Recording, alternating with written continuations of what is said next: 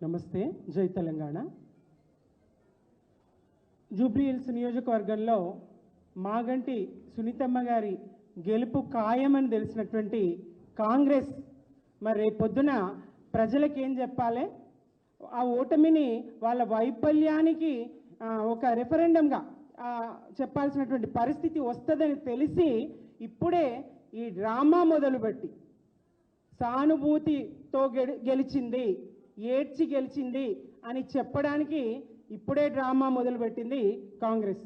కాంగ్రెసే డ్రామా మొదలుపెట్టి ఆడబిడ్డ కన్నీటిని ఆ వేదిక మీద జూబ్లీ హిల్స్ నియోజకవర్గ కార్యకర్తల విస్తృత స్థాయి సమావేశపు వేదిక మీద, కార్యకర్తల వేదిక మీద గోపన్న అమర్ రహే, గోపన్న అమర్ రహే అనేటువంటి నినాదాలు విని కంటికి పుట్టెడు శోకంతో దుఃఖిస్తున్నటువంటి ఆ గోపన్న గారి సతీమణి మాగంటి సునీతమ్మ గారి దుఃఖాన్ని అవమానించే విధంగా పొన్నం ప్రభాకర్ గారు మాట్లాడడం, మంత్రి స్థానంలో ఉండి, బాధ్యతాయుతమైనటువంటి స్థానంలో ఉండి, సమాజంలో సగమైనటువంటి మహిళను గౌరవించాల్సినటువంటి స్థానంలో ఉండి ఆయన మహిళలను అవమానించే విధంగా, కన్నీటిని అవమానించే విధంగా, ఆ దుఃఖాన్ని అవమానించే విధంగా ఆమెను ఏడవమని చెప్తా ఉన్నారు.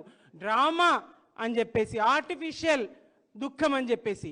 ఆర్టిఫిషియల్ దుఃఖం ఉంటుందా? ఆర్టిఫిషియల్ దుఃఖం ఉంటుందా?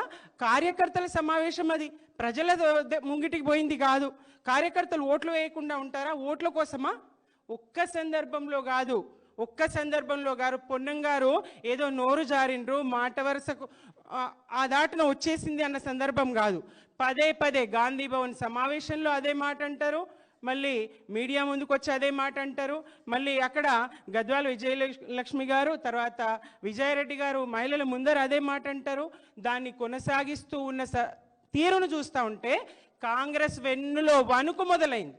వైఫల్యాల్ని కప్పిపుచ్చుకోవడానికి, తమ ఓటమిని రేపు కారణం ఏం చెప్పాలి తమ ఓటమికి అని చెప్పేసి ఇప్పుడే కారణాలు వెతుక్కుంటూ ఆమె సానుభూతితో గెలవబోతున్నది, ఏడ్చి గెలవబోతున్నది అనేటువంటి ప్రచారాన్ని ఇప్పుడే మొదలుపెట్టిండ్రు అనేది తెలంగాణ సమాజం అర్థం చేసుకుంటా ఉంది.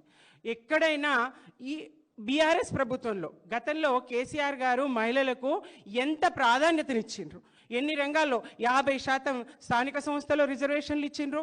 అలాగే పసిపిల్ల నుంచి పండు ముదుసలి వరకు గర్భిణీ స్త్రీలకు అన్ని రకాలుగా ఏ కుటుంబానికి ఆడపిల్ల గుండెల మీద కుంపటనేటువంటి భావిస్తున్నటువంటి తరుణంలో ఒక మేనమామగా మరి 1,116 ఇచ్చి, కళ్యాణ లక్ష్మి ఇచ్చి, షాది ముబారక్ ఇచ్చి, అలాగే మాతా శిశు మరణాలు తగ్గించడానికి పెళ్ళి అయిన 1-2 ఏళ్లలోనే మళ్ళీ ఆ తల్లిగారింటికి ఆ పురిటి భారం ఎత్తకుండా కాన్పుకు, ప్రసూతికి కావాల్సినటువంటి వైద్య ఖర్చులు 50-60 వేలు ఆ ఖర్చులు తప్పించడానికి ప్రభుత్వ ఆసుపత్రులని పురుళ్ళు పోయించి, మరి ఆ డాక్టర్లకి ప్రోత్సాహకాలు ఇచ్చి, అలాగే వాళ్లకు నాణ్యమైనటువంటి కేసీఆర్ కిట్, న్యూట్రిషన్ కిట్ ఇచ్చి గర్భిణీ స్త్రీలకు, పసిపిల్లలకు కేసీఆర్ కిట్ ఇచ్చి, ఇట్లా ఒక్క పథకం కాదు, మహిళలను ఉద్దేశించి అనేక పథకాలు మరి కేసీఆర్ గారు ప్రవేశపెట్టి, మహిళా పక్షపాతిగా కేసీఆర్ గారు ఉన్నటువంటి నాటి పాలన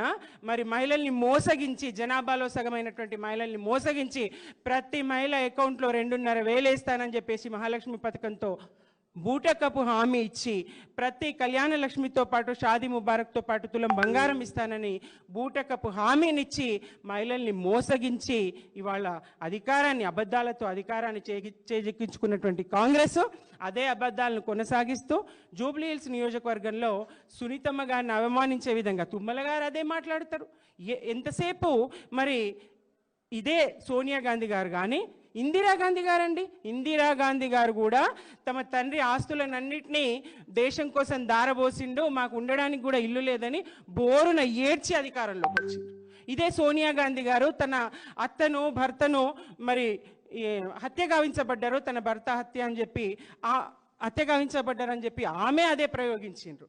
మొన్నటికి మొన్న ప్రియాంక గాంధీ గారు కూడా తమ నాయనమ్మ అలాగే తన తండ్రి హత్య గావించబడ్డారు, తమ కుటుంబం త్యాగాల కుటుంబం అని చెప్పేసి ఆ నినాదాన్ని ఉపయోగించుకొని మాట్లాడిండ్రు. కాంగ్రెస్కి ఒక నీతి, మరి ఇక్కడ ఇంకొక నీతి. అదేమన్నా ప్రజల సభన అయినా ఏడవద్దు అనడానికి నిషేధం విధించిందా? కాంగ్రెస్ ప్రభుత్వము దుఃఖం వస్తే ఏడవకూడదని ఏమన్నా నిషేధం ఉందా రాష్ట్రంలో? 6 నెలలు కూడా కాలేదు భర్త చనిపోయి, దుఃఖం ఉండదా, బాధ ఉండదా? అర్థం చేసుకునేటువంటి సోయి జ్ఞానం కాంగ్రెస్కు ఉండాల్సింది పోయి ఈ రకంగా అవమానించడం అయితే తీవ్రంగా ఖండిస్తూ ఉన్నాము. యావత్తు నెటిజన్లు ఇవాళ పార్టీలకు అతీతంగా నెటిజన్లు తిట్టిపోస్తూ ఉన్నారు, ఇది పద్ధతి కాదు పొన్నం గారు, ఇది పద్ధతి కాదు తుమ్మల గారు అని. అలాగే మహిళలు కూడా ఖండిస్తూ ఉన్నారు.